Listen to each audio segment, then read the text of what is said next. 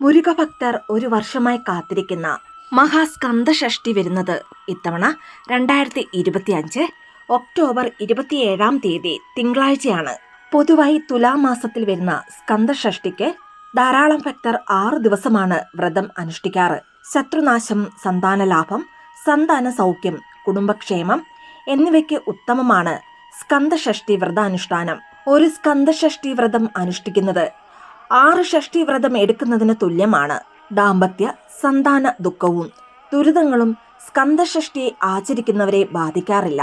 6 ദിവസം വ്രതം എടുക്കുവാൻ ആഗ്രഹിക്കുന്നവർ കാർത്തിക മാസത്തിലെ പ്രഥമ തിഥിയായ 2025 ഒക്ടോബർ 22 മുതലാണ് വ്രതം ആരംഭിക്കേണ്ടത്. എല്ലാ മാസവും വെളുത്ത പക്ഷ ഷഷ്ഠിക്കാണ് വ്രതം അനുഷ്ഠിക്കേണ്ടത്. അതിന്റെ തലേ ദിവസമായ പഞ്ചമിക്കും പ്രാധാന്യമുണ്ട്.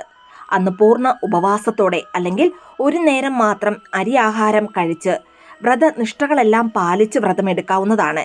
വ്രതം അനുഷ്ഠിക്കുന്നവർ അതിരാവിലെ കുളിച്ച് സുബ്രഹ്മണ്യ ക്ഷേത്ര ദർശനം നടത്തി സുബ്രഹ്മണ്യ മൂലമന്ത്രം, സുബ്രഹ്മണ്യ അഷ്ടോത്തരം, സുബ്രഹ്മണ്യ പഞ്ചരത്നം, സുബ്രഹ്മണ്യ കവചം, സുബ്രഹ്മണ്യ സഹസ്രനാമം, ഷഷ്ഠീദേവി മന്ത്രം, ഷഷ്ഠീദേവി സ്തുതി എന്നിവ കഴിയുന്നത്ര ജപിക്കാവുന്നതാണ്. ഇതുകൂടാതെ സ്കന്ദപുരാണം, സുബ്രഹ്മണ്യ മന്ത്രങ്ങൾ എന്നിവ പാരായണം ചെയ്യാവുന്നതുമാണ്.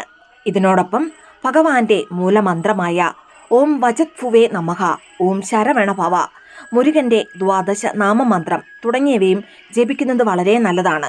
6 ദിവസം വ്രതം എടുക്കുന്നവർ തലേന്ന് മുതൽ ഒരിക്കൽ ഊണോടുകൂടി വ്രതം ആരംഭിക്കുക.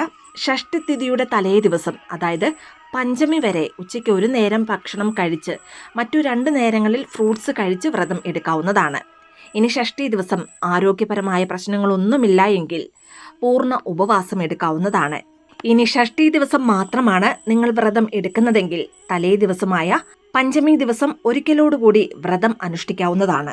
പൂർണ്ണ ഭക്തിയോടും വ്രതനിഷ്ഠയോടും കൂടി ഷഷ്ഠി വ്രതം അനുഷ്ഠിച്ചാൽ സുബ്രഹ്മണ്യന്റെ അനുഗ്രഹത്തോടൊപ്പം ശിവപാർവതിമാരുടെ അനുഗ്രഹവും ലഭിക്കുന്നതാണ്. സുബ്രഹ്മണ്യ പ്രീതിക്കായി അനുഷ്ഠിക്കുന്ന പ്രധാന വ്രതമാണ് തുലാം മാസത്തിൽ വരുന്ന സ്കന്ദഷഷ്ഠി വ്രതം. സ്കന്ദഷഷ്ഠി വ്രതം അനുഷ്ഠിക്കുന്നതിലൂടെ ദീർഘായുസ്, വിദ്യ, സദ്ഗുണങ്ങളുള്ള സന്താനങ്ങൾ ഉണ്ടാകുവാനും സന്താന സ്നേഹം ലഭിക്കുവാനും കുഞ്ഞുങ്ങൾക്ക് ശ്രേയസ് ഉണ്ടാകുവാനും രോഗങ്ങൾ മാറുവാനും സർവകാര്യ വിജയവും ഉണ്ടാകുന്നതാണ്.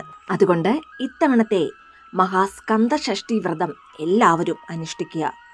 എല്ലാവർക്കും മുരുക ഭഗവാന്റെ അനുഗ്രഹം ഉണ്ടാകട്ടെ എന്ന് പ്രാർത്ഥിക്കുന്നു.